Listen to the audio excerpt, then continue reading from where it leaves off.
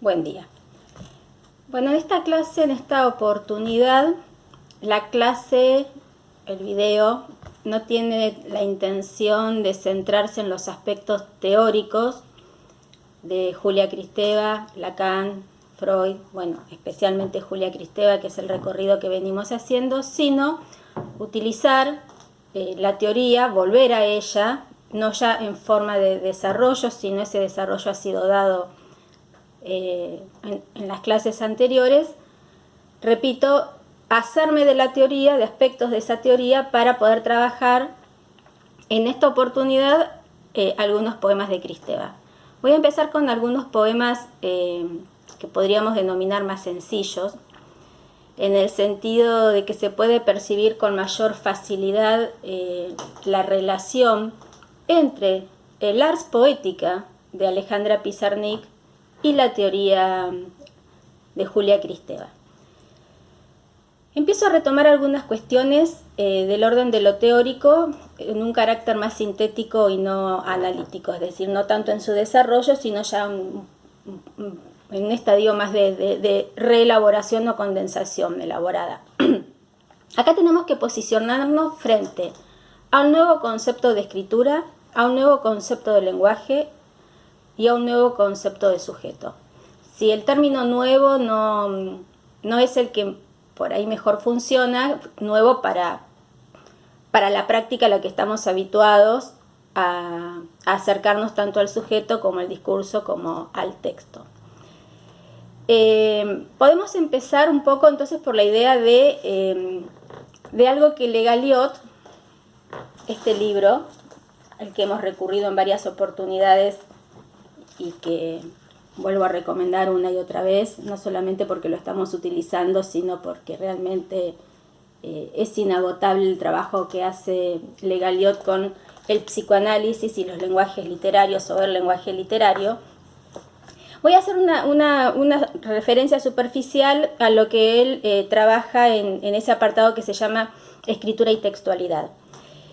Y precisamente va a profundizar en el concepto de productividad. ¿A qué se refiere con ello? La productividad está en el texto, pero también es parte del trabajo que tenemos que hacer nosotros como lectores o críticos que nos acercamos al lenguaje poético. Cuando hablamos del lenguaje poético, no estamos hablando de poesía.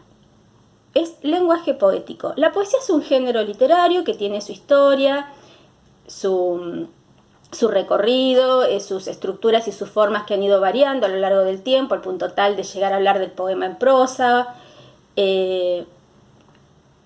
Entonces, en primer lugar, diferenciar. Cuando hablamos del lenguaje poético no estamos haciendo referencia a la poesía como género literario, sino a una tipología, a una modalidad, a un tipo de lenguaje poético que va a transgredir, en primer lugar, las normas de la lingüística, de la gramática y de la lógica habitual, o que entendemos como lógica, gramática y lingüísticas normativas, que van a estar, por supuesto, regladas por leyes que responden a una lógica matemática, a una lógica aristotélica, a una lógica consagrada, de la que no voy a expedirme demasiado acá porque ya lo vieron, sobre todo en el capítulo dedicado a poesía y negatividad.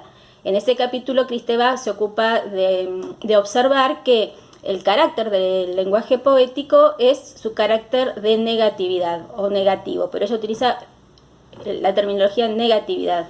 Negatividad en relación ¿con qué? A la positividad de ese lenguaje 0-1, verdadero falso, que responde a leyes de equipotencia, de equivalencia, de distribuidad, de tercero excluido. Esas leyes, que son las leyes que gobiernan la lógica con la que nos manejamos cuando el lenguaje pretende o cree o está seguro o se afianza o la teoría lo aborda desde esa relación bifásica y bifrontal de significado y significante, donde el significante remite a un significado. Bueno, ese significante y ese significado han dejado de tener esa relación unívoca para comenzar a hablar de una primacía del significante. ¿Por qué una primacía del significante? Porque en aquel signo susuriano, incluso el signo que luego va a tomar Benveniste, lo explica muy bien también Le Galiot en este capítulo de escritura y textualidad, ese signo ofrece una especie de confianza, de certeza, de seguridad en relación con que cuando digo agua, significante agua, me remito al concepto agua, ¿no? Siempre hablamos del árbol porque el árbol es el significante privilegiado por Saussure, entonces cuando hablamos del signo se nos representa inmediatamente el significante árbol y el concepto imagen acústica árbol. Esa confianza, ese estado de certeza que ofrece ese signo, que funciona prácticamente como una moneda de intercambio, es el signo que se va a romper. A ese tipo de signo lingüístico no es al que nos vamos a estar refiriendo, por eso vamos a empezar a hablar de una primacía del significante. ¿En qué sentido? En el sentido de que ese significante se desplazará metonímicamente o se redistribuirá metonímicamente, pero no va a anclar en un significado. Y ese es el aspecto en el que el lenguaje poético y la teoría de Kristeva se van a centrar. Es decir, el concepto de productividad textual constituye el primer intento de romper la superficie estructurada y terminada que oculta el espesor del texto. En este caso, lo que la teoría de Kristeva y nosotros, a través del análisis de algunos poemas, intentaremos hacer entrar en ese espesor de el texto, y para eso deberíamos aprender con dificultad, porque no es una teoría que nos resulte tan fácilmente aplicable, hasta que se entiende a dónde apunta como toda teoría. Esta productividad va a intentar atravesar las leyes del engendramiento de la fórmula, como llama también a uno de sus capítulos Julia Kristeva, es decir, de qué manera el lenguaje poético habla, de qué modo la escritura dice y qué dice cuando dice, y qué tipo de sujeto es el que se expresa en esa escritura. En primer lugar, la escritura va a estar determinada como independiente de cualquier acto de conciencia. Eso es importantísimo. Es decir, acá el escritor quiso decir, o acá el texto dice, bueno, son expresiones que van a empezar a quedar afuera de este tipo de análisis, porque quien va a estar insistiendo en esa escritura es el inconsciente, el deseo. La escritura o el lenguaje poético pertenecen a este orden del deseo, de lo no sabido, de lo que busca expresarse a través de dos mecanismos fundamentales que se corresponden con la figurabilidad o las figuras del sueño, que son la imagen metonímica y la imagen metafórica, o la metáfora y la metonimia, en quienes me voy a detener un poco más. Entonces, en esta escritura, que es independiente de un sujeto de conciencia, va a primar, dijimos, el significante por encima del significado. Y el sujeto que se va a expresar o que se va a representar va a ser el sujeto del deseo. A lo largo de las clases teóricas, ustedes han ido siguiendo un desarrollo que nos va a presentar a través de lo que propone Lacan, y va a retomar Kristeva y reelaborar Kristeva en su teoría del lenguaje poético. Es lo que yo intenté representar con esta grafía. La S representa al sujeto. Ese sujeto está barrado por algo que se denomina, por una barra que se denomina corte tético, y que ese corte tético está determinado con el acceso al lenguaje, por eso también ese corte tético es el umbral del lenguaje. Lacan dice que el inconsciente se estructura como lenguaje. Hasta el momento de este corte tético no hay aparato psíquico diferenciado en consciente, preconsciente o inconsciente, sino que había un sujeto o una S que representa al sujeto que todavía no había estado atravesado por el acceso a la cultura. En la medida en que se accede al lenguaje, alrededor del año y medio, que también es el momento en donde se atraviesa el estadio del espejo, que seguramente Sandra ya se los explicó, así que no me voy a detener en eso. La ley del padre, es decir, el padre va a separar a ese hijo, hija, de la madre, que lo completa amorosamente, entonces esa madre se va a convertir en el objeto pequeña otro, objeto pequeña a, el objeto del deseo, según la teoría de Lacan, perdido para siempre. Todo eso sucede en lo que intenta representar esta barra. Esta barra va a dividir lo que Kristeva va a denominar lo semiótico de lo simbólico. Lo semiótico es lo que estaría determinado, o lo que podríamos ubicar en el estadio previo al acceso al lenguaje, por lo tanto es una instancia preverbal y preedípica. Mientras que con el acceso al lenguaje, es decir, con el acceso al orden de lo simbólico, el sujeto va a entrar en una etapa edípica y verbal. ¿Qué es lo que sucede? El lenguaje poético tendría o tiende a hacer un trabajo, que es la de fractar, reflejar, percibir, captar. La palabra es efractar, busco sinónimos para que se entienda a qué aludo, a qué hago referencia. Lo semiótico en lo simbólico. El genotexto en el fenotexto. Aquello que es anterior al lenguaje, que es del orden de lo absolutamente pulsional, corporal, rítmico, pulsional, va a decir Julia Kristeva. Lo semiótico tiene que ver con lo rítmico, con lo pulsional, con el continuum. ¿Por qué con el continuum? Porque en esta instancia el niño se siente uno con la madre, no diferencia su cuerpo del cuerpo de la madre.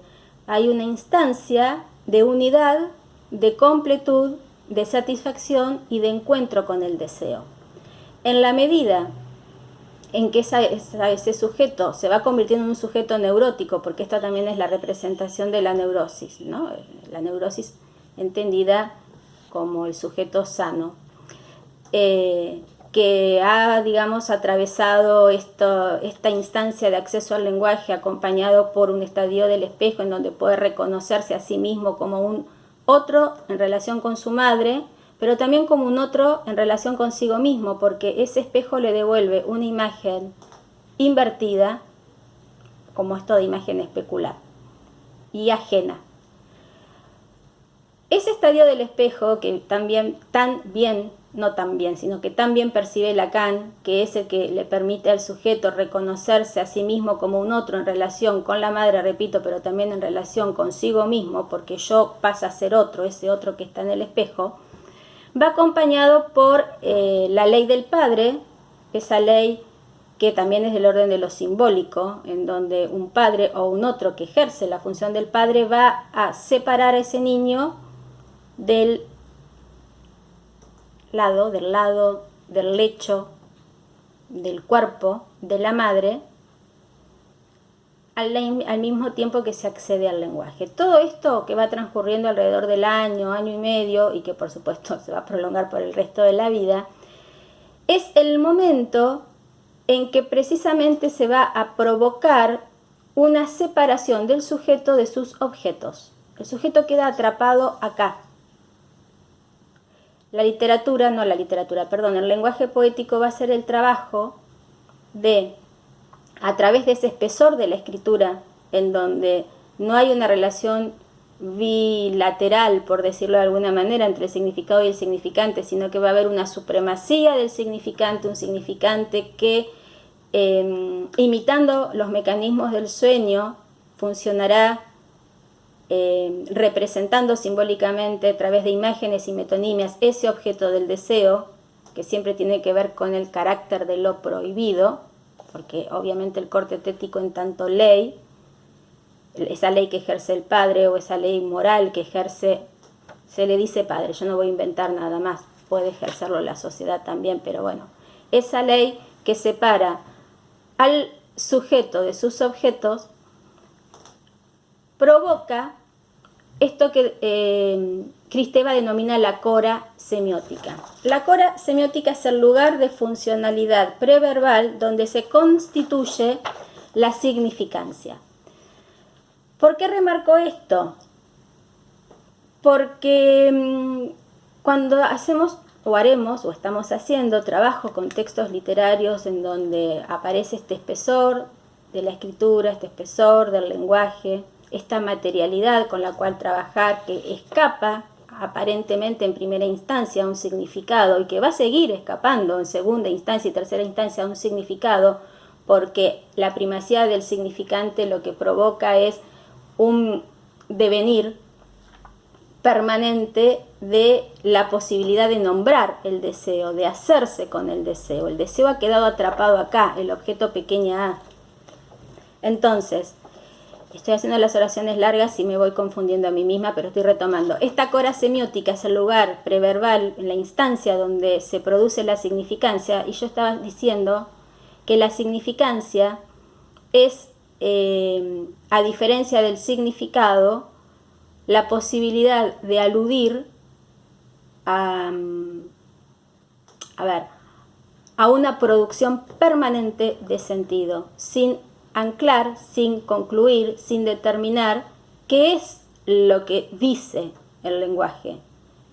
Por eso es siempre un juego que tiene que ver con la efracción. ¿Cuánto se puede percibir, captar en el lenguaje de aquello que es del orden de lo reprimido, que es del orden del deseo, que es del orden del fantasma, que es del orden del goce, que es del orden de lo no sabido, que es del orden del inconsciente?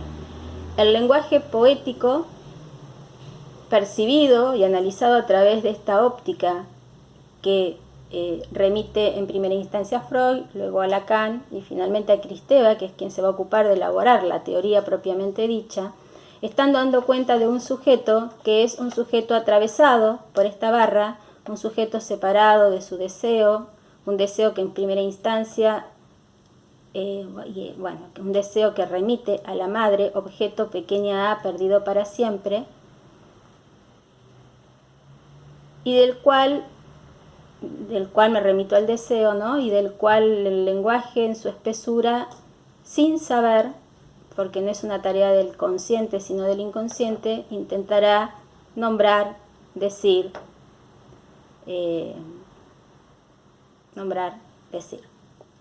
Este cuadrito, ¿cómo podríamos llamarlo? Bueno, no se me ocurre otra forma. Ahora se me ocurre cuadro, aunque no es un cuadro, no es un diagrama. Representa, creo que la base de partida para entender entonces lo semiótico, lo simbólico, lo preverbal, el lenguaje, el deseo atrapado y no sabido, una búsqueda permanente del deseo a través del lenguaje como una posibilidad de búsqueda, ¿no? Una posibilidad de trabajo en la espesura del lenguaje, del encuentro, del nombramiento, de ponerle palabra a ese objeto que constituye el deseo. Y la cora semiótica como ese espacio, ese lugar de funcionalidad preverbal donde se constituye la significancia. Cuando se escriben trabajos en relación con la poesía y el lenguaje poético, no vamos a encontrar expresiones como quiere decir, sino, bueno, hay una significancia, hay un juego de sentido, hay un juego de pluralidad de sentido que desde el momento en que es permanentemente metonímico, es decir, está en movimiento y no se puede asir y no se puede definir, ya no podemos hablar de un significado, porque el significado remite a una idea concreta de signo lingüístico, que es el primer signo de Saussure, porque después Saussure nos va a agregar el concepto de los paragramas, ¿no? De la lectura paragramática. Entonces ya el signo se rompería en su carácter de correspondencia entre significado y significante. Este cuadro, les decía, es punto de partida para el análisis que vamos a hacer en relación con algunos textos poéticos. ¿Con qué vamos a trabajar? Yo acá también tengo un cuadrito, ¿sí? Que se los voy a hacer llegar, para repasar lo que para mí son los conceptos fundamentales para comenzar con la lectura y análisis de algunos poemas. Primero, el texto es una productividad translingüística, en el sentido precisamente de que va a poner en contacto el signo con otras instancias fuera del signo, es decir, con las instancias del inconsciente, del deseo y de la productividad y de la intertextualidad que se produce cuando el sujeto habla o cuando el sujeto, en este caso, escribe, y lo que nos importa no es el sujeto, sino el inconsciente del texto. El texto es el que cobra espesura. El psicoanálisis es la disciplina que nos ayuda a captar en la escritura las relaciones del sujeto con el significante y cuáles son los mecanismos inconscientes. El proceso generador de esta diversidad es la significancia, ¿sí? Esto que les marqué hace un momento, que es el trabajo del y en el significante, análogo a la figurabilidad del sueño. El trabajo del y en significante, porque siempre el trabajo es a la letra, en la letra, es decir, trabajamos a partir de lo que el texto dice, y a partir de ahí haremos relaciones transversales, paragramáticas, fónicas, sonoras, espaciales, buscaremos diferenciales significantes, pero es dentro del texto. Por eso se dice el trabajo del y en el significante, análogo a la figurabilidad del sueño. En el próximo video yo voy a explicar lo de la figurabilidad del sueño y comenzaré con el trabajo de algunos poemas de Pizarnik. Pero necesitaba esta introducción para que pudiéramos instalarnos en el campo teórico desde el cual vamos a trabajar. Sigo en un segundo.